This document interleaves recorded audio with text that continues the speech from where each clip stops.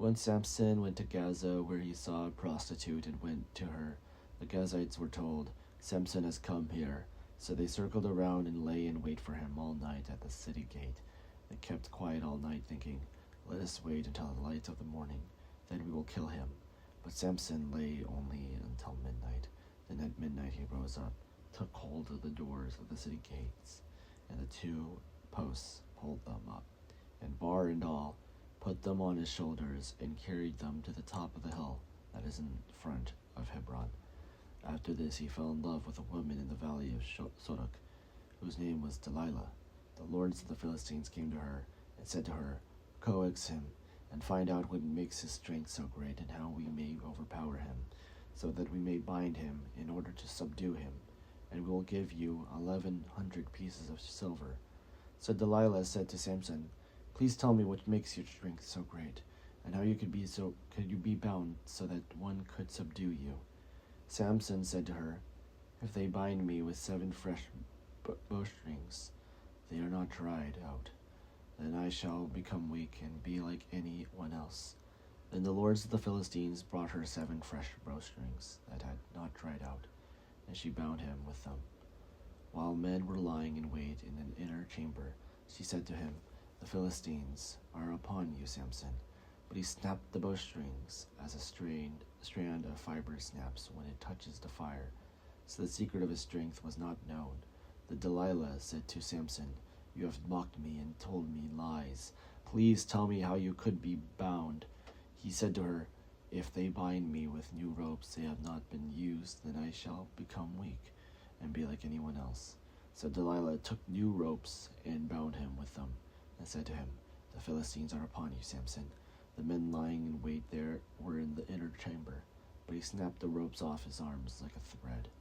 Then Delilah said to Samson, "Until now you have mocked me and told me lies. Tell me how you could be bound."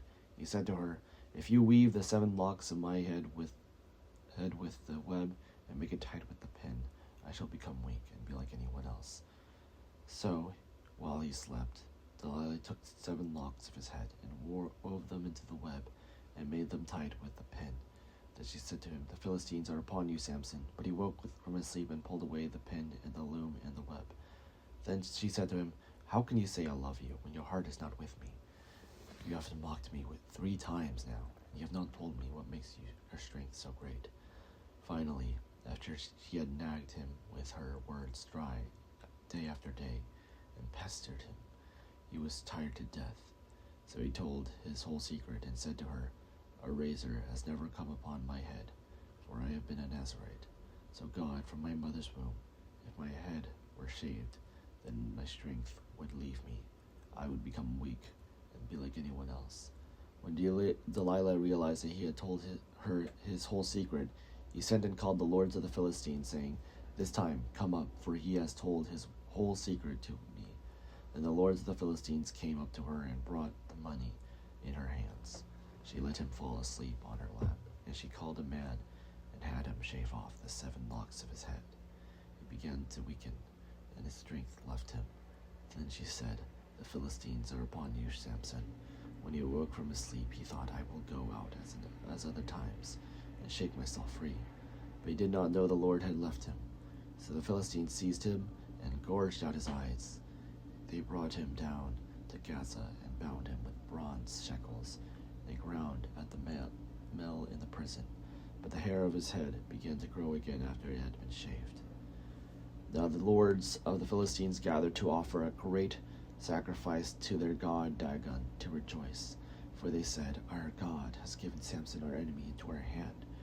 When the people saw him, they praised their God, for they said, "Our God has given our enemy into our hand, the ravager of our country, who has killed many of us." And when their hearts were merry, they said, "Call Samson and let him entertain us." So they called Samson out of the prison, and he performed for them. They made him stand between the pillars, and Samson said to the attendant who held him by the hand, "Let me feel the pillars on which the house rests, so that I may lean against them." Now the house was full of men and women.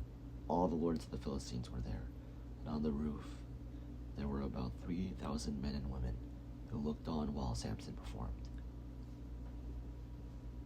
Then Samson called to the Lord and said, Lord God, remember me and strengthen me only this once, O God, so that with this one act of revenge I may pay back the Philistines for my 2 eyes. And Samson grasped the 2 middle pillars on which the house rested, and he leaned his weight against them, his right hand on the one and his left hand on the other. And Samson said, Let me die with the Philistines.